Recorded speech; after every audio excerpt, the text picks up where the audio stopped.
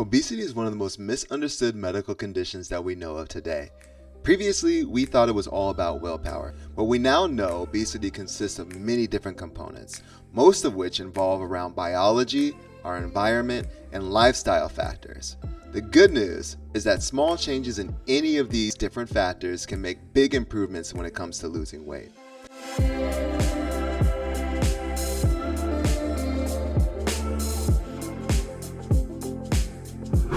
So, what is obesity?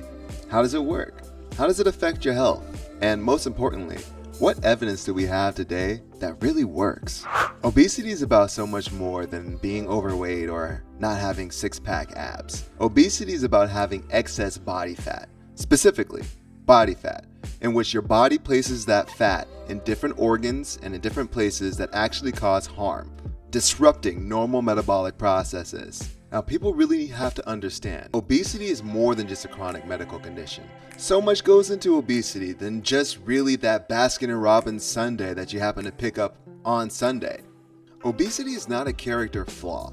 Think of it as a chronic medical condition, influenced by multiple factors, things like genetics or hormones, things like food environment, such as your husband or your wife bringing that sundae into the house and leaving it in the freezer for a week.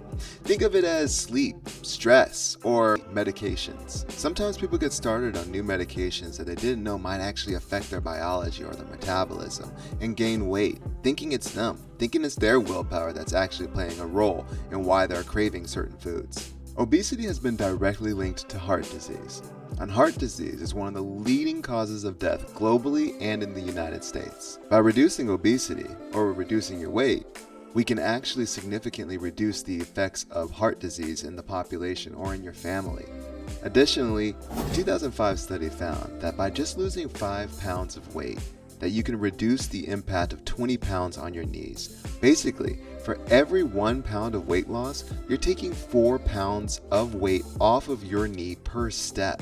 Obesity has been directly linked to certain cancers, as well as high blood pressure, asthma, fatigue, sleep apnea, and diabetes. But here's probably the most influential part. Losing 5 to 10% of your body weight can significantly improve your quality of life. So how is obesity diagnosed? Right now, we're using a very old school metric called BMI, which honestly doesn't work for a majority of people or any of the patients that I have seen.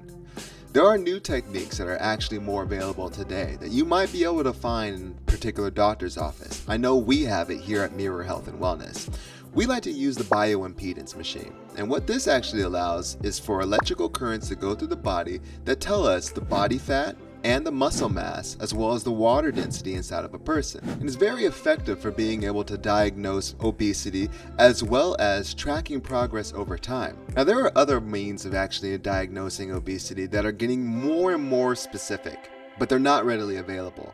Things like the body pod that uses air displacement to determine how much body fat there is, as well as DEXA scans that can be used to actually identify body fat in an individual. The most important thing to know is that BMI is not perfect. In fact, there is no perfect mechanism of diagnosing and treating obesity. However, we do have more tools available today than we ever had in the past, and that's the great thing. So I highly encourage you to use these mechanisms to help you track your progress in your weight loss programs. So what works when it comes to losing weight? We know that real meals, grocery shopping, walking in the neighborhood, and app screenshots make a significant difference. App screenshots? Yeah, screenshot all of those yummy foods that you see and find a way in which you can make it even healthier. Common ground for making foods healthier that you screenshot would be more plants, lean proteins, whole foods, limit ultra-processed foods, and try replacing those sugary drinks with water. There's no one perfect diet. The best plan is the one that you can live with long term. When it comes to activity, just a small amount can make a significant difference. Try to aim for about 150 minutes of exercise a week, with strength training once or twice a week.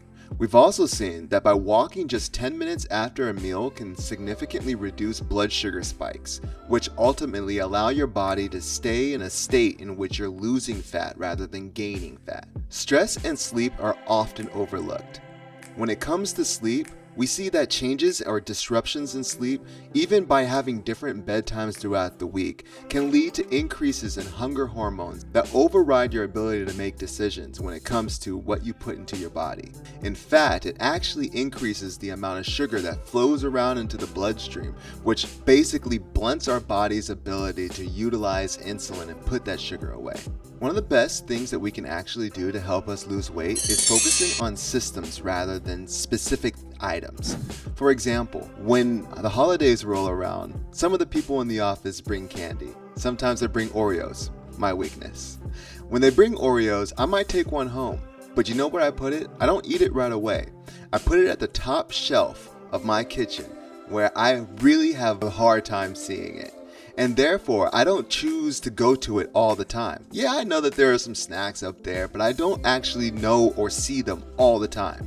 That system alone reduces my amount of calories that I might take in for that day by 120 calories, which over time is quite significant.